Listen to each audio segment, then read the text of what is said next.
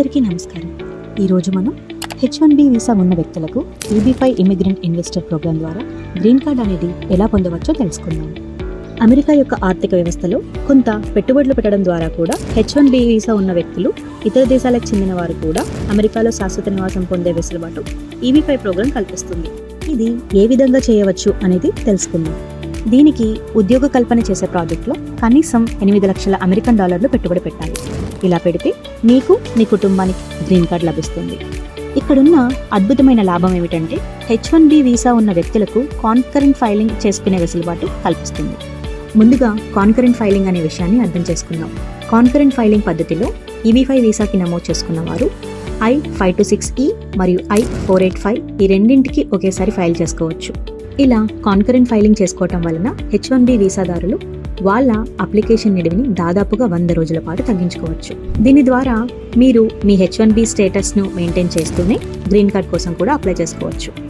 ఇప్పుడు H1B వీసాదారులు concurrent filing పద్ధతిలో ఏ విధంగా EB-5 ద్వారా గ్రీన్ కార్డ్ పొందవచ్చో తెలుసుకుందాం. ముందుగా మీ ఎలిజిబిలిటీని చూసుకోండి.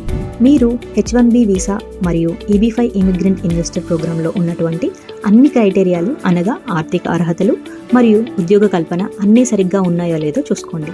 సరైన EB-5 ప్రాజెక్ట్ని సెలెక్ట్ చేసుకోండి. తర్వాత I-526E ఫామ్ను ఫైల్ చేసి USCISకి అన్ని ముఖ్యమైన డాక్యుమెంట్స్తో పాటు సబ్మిట్ చేయండి. I-526E అప్లికేషన్తో పాటు I-485ని కూడా ఫైల్ చేయండి. I-48 ఫామ్ ద్వారా మీ స్టేటస్ని సర్దుబాటు చేసుకోండి.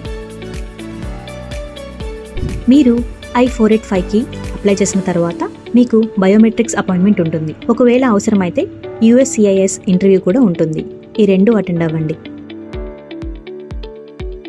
మీ యొక్క I-526E పిటిషన్ మరియు I-485 ఆమోదించబడగానే మీకు గ్రీన్ కార్డ్ లభిస్తుంది.